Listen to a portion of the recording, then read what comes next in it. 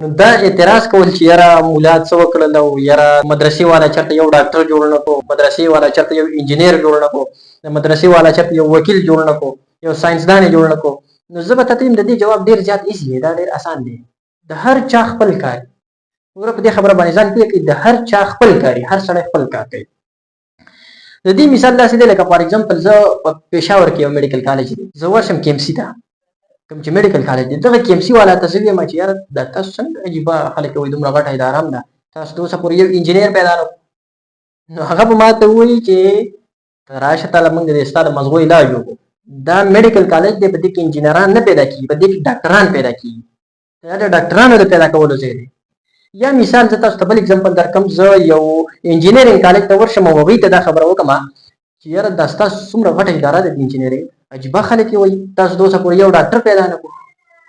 نو هغه به ما ته وایي چې خدای ظالمه دا انجینران پیدا کوي، دا ډاکټران نه پیدا کوي، دا انجینرینګ کالج دی، دا میډیکل کالج نه دی. نو د هر چا خپل کار دی. یا په بازار کې مثال زه دلته ورشم، یو کس دی چې هغه د ګاڼو مصري دی، او دغه د ګاڼو مصري ته زه ووایم چې یاره زما په دې موبایل کې لږه مسله ده، دا راله لږه ټیک کړه. نو هغه به ما پسې وخاندي، زه د موبایل کار نه کوم، زه د ګاڼو مصري یم، زه په ګاڼو باندې ښه پوهېږم. همدغه شانته کې د هر چا خپل کار دی، او هر څوک هره اداره خپل خلک پیدا کوي، د خپل فیلډ ماهرین پیدا کوي.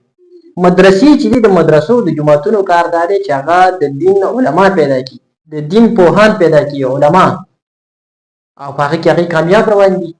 د دین چې څومره علما دي او پوهان دي، هغه شانته کې تیاری برابرۍ پیدا کوي، او دومره په ښایسته طریقه باندې هغوی د خپل کار کوي. زه به تاسو ته ووایم چې هغوی د نن ورځې پورې د دین په تحقیق کې او د دین په مسله کې بهر دنیا ته نه دي محتاجه. دومره کار یې کړی دی، داسې مسایل یې راویستلي د قرآن او د حدیث نه چې هغوی بهر دنیا ته نه دي محتاجه. هر قسم مسله که ته یادې نو هغه به درته د قرآن او د حدیث نه درښیي. دا خو ستا دنیاوي فیلډ دی، ته خو په دنیا کې بهر دنیا ته محتاج او په دې دین کې مولا ته محتاج. دا خو زه به تا ته ووایم چې ستا کمزوري ده، ته په خپل فیلډ کې دومره مخکې نه تللی. اوس هم په میډیسن کې ته بهر دنیا ته محتاجه، په انجینرانو کې ته بهر دنیا ته محتاجه، په ټیکنالوژي کې ته بهر دنیا ته محتاجه، په اسلحه کې، په جهاز کې، په هر څه کې ته بهر دنیا ته محتاجه. خو دین داسې دی، هغوی پکې بهر دنیا ته نه دي محتاجه. د بهر نه داسې خلک شته چې د بهر ملکونو نه راځي او د پاکستان په مدارسو کې سبقونه وایي. خو ستا په ادارو کې داسې خلک ډېرې کمې ادارې به شته چې د بهر دنیا نه سټوډنټان راځي، چېرته بنګال یا نیپال که راغځي نه د سټوډنټس راځي او دلته اډمیشن اخلي.